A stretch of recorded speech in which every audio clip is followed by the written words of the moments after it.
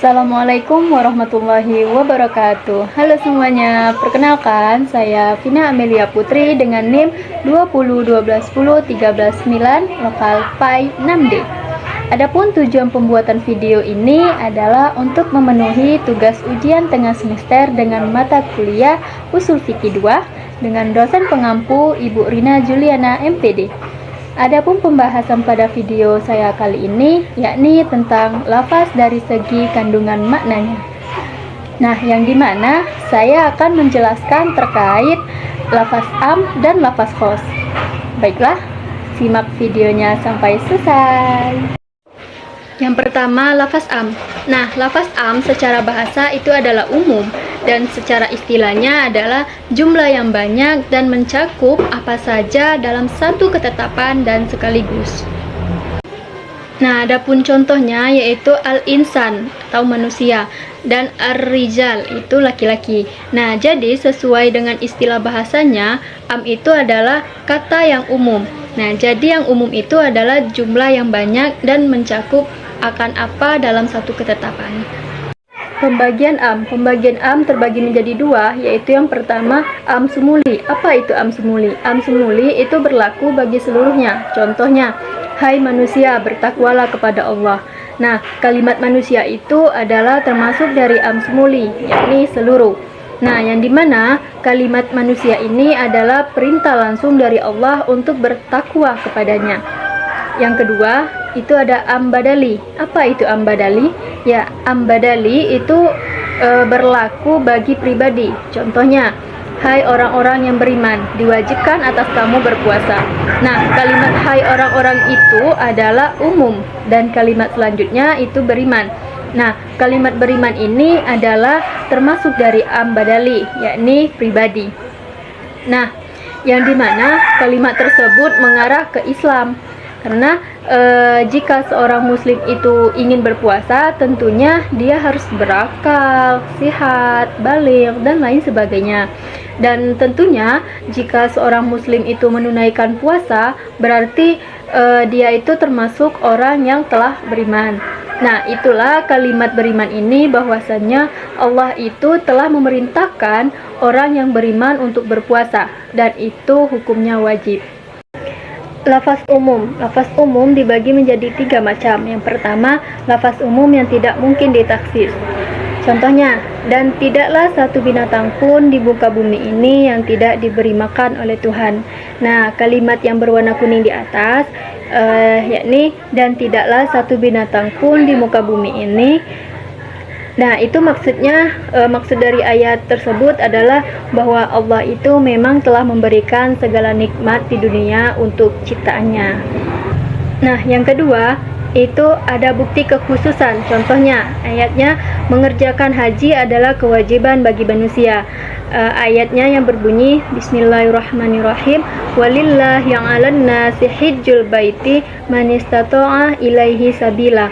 Untuk mentaksisnya itu ada potongan ayatnya yang berbunyi walillahi hijjul baiti. Nah, kepada Tuhanlah haji dilaksanakan, tapi ada kalimat man istata'a ilaihi sabila.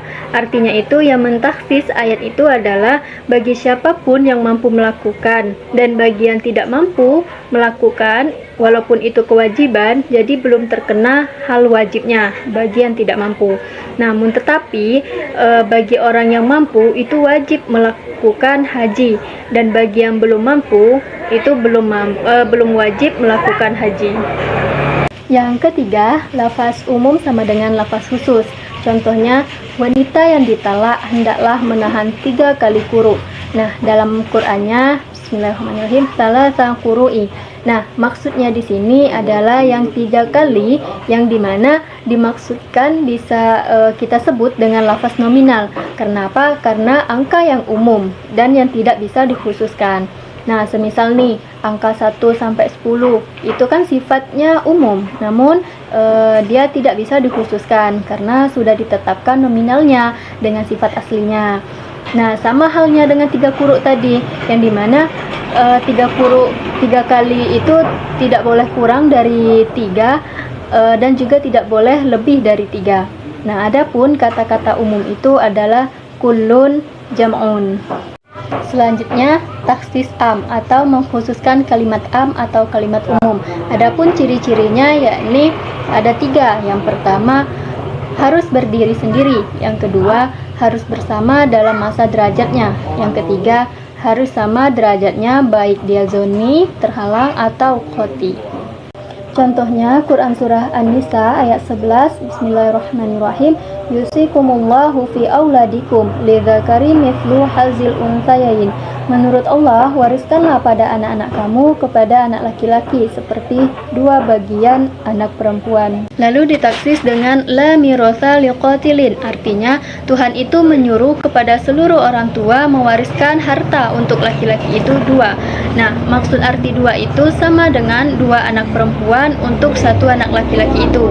Nah, ayat sebelumnya tadi menjelaskan yusikumullahu fi auladikum lidzakari mithlu hazil unsayain. Nah, kalimat fi auladikum pada anak-anak kamu, nah itu kan masih umum. Nah, jadi perlu ditanyakan anak seperti apa yang harus diwariskan, yakni anak yang bukan pembunuh. Nah, ditaksislah tadi dengan ayat yang kedua, yakni tidak ada warisan bagi seorang pembunuh. Nah, ditaksislah lagi dengan hadis yang berbunyi la yatawarosu ahlu millataini, yang artinya tidak bisa saling mewarisi orang yang berlainan agama. Riwayat Ahmad, Imam 4 dan Tirmizi. Nah, ada juga hadis Rasulullah yang berbunyi la yurisul muslimul kafiro wa la yarisul kafirul muslima, yang artinya orang muslim tidak bisa mewarisi orang kafir, begitu juga sebaliknya orang kafir tidak bisa mewarisi orang muslim. Hadis riwayat Al-Jamaah. Nah, jadi maksudnya ini adalah seorang pewaris dan juga ahli waris itu harus sama-sama memeluk agama yang sama, yakni Islam. Nah, jika salah satu darinya itu non-muslim atau berpindah agama, maka tidak bisa mewarisi harta karena kuncinya adalah harus sama-sama memegang agama yang sama. Nah, misalnya nih, seorang pewaris agama Islam, seorang pewaris ini agama Islam, sedangkan ahli warisnya adalah non-Islam atau non-Muslim atau murtad atau berpindah agama. Nah, jadi sudah jelas nih bahwa ahli waris tersebut tidak ada waris baginya karena ia sudah berpindah agama atau orang kafir. Pembahasan yang kedua adalah khos. Nah, khos secara bahasa itu adalah mengkhususkan. Adapun khos secara istilah adalah sesuatu yang tidak mencapai sekaligus. Contohnya rojulani, anak laki-laki. Nah, maksud dari anak laki-laki ini adalah tidak bisa digantikan dengan perempuan karena itu sudah ditentukan kekhususannya. Adapun secara istilah lainnya adalah mengeluarkan sebagian apa-apa yang termasuk dalam umum menurut mukhosis. Nah, jadi artinya ini misalkan ada sesuatu nas dari Al-Quran yang sifatnya itu masih umum. Nah, fungsi daripada khos ini adalah mengkhususkan ayat tersebut. Jadi apakah ayat itu masih umum? Jika iya, maka dikhususkanlah lagi, dan apabila telah khusus, itu bisa dikhususkan lagi. Selanjutnya, khos itu terbagi menjadi 2, yaitu yang pertama mukhosis mutasil, artinya pengkhususan yang sambung, yang menyambung. Contohnya dalam Quran Surah Al-Asr. Bismillahirrahmanirrahim. Innal insana lafi khusr, sungguh manusia berada dalam kerugian. Nah, illal ladzina amanu wa amilus solihati wa tawassaw bil haqqi wa tawassaw bis sabr. Nah, kecuali orang-orang yang beriman dan mengerjakan kebajikan serta saling menasehati untuk kebenaran dan saling menasehati untuk kesabaran. Nah, maksud dari ayat tersebut adalah saling menyambung antara ayat 1 dengan ayat berikutnya, seperti ayat yang pertama tadi menjelaskan innal insana lafi khusr, sungguh manusia berada dalam kerugian. Nah, disambunglah dengan ayat berikutnya yang dimana berbunyi illalladzina amanu wa amilus solihati wa tawassaw bil haqqi wa tawassaw bis sabr, kecuali orang-orang yang beriman dan mengerjakan kebajikan serta saling menasehati untuk kebenaran dan saling menasehati untuk kesabaran.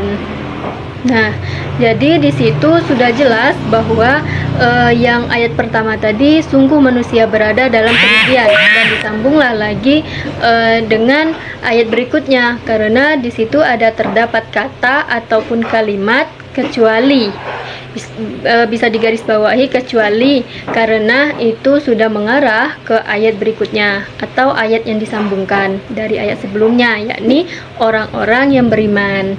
Nah, jadi orang yang beriman ini bisa mengamalkan atau saling menasehati antara teman-teman yang lain, dan tentunya orang yang beriman itu adalah orang yang soleh. Yang kedua, mukhosis munfasil, artinya adalah mukhosis yang tidak bersambung atau berpisah. Nah, artinya ini adalah mengkhususkan, mengtakhsis suatu nas itu dari nas yang berbeda.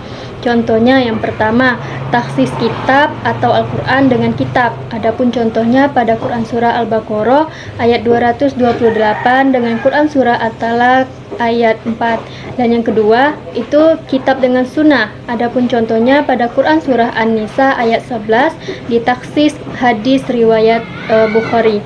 Yang ketiga, sunnah dengan sunnah, yaitu hadis zakat dengan hadis zakat yang kurang dari 5 wasak.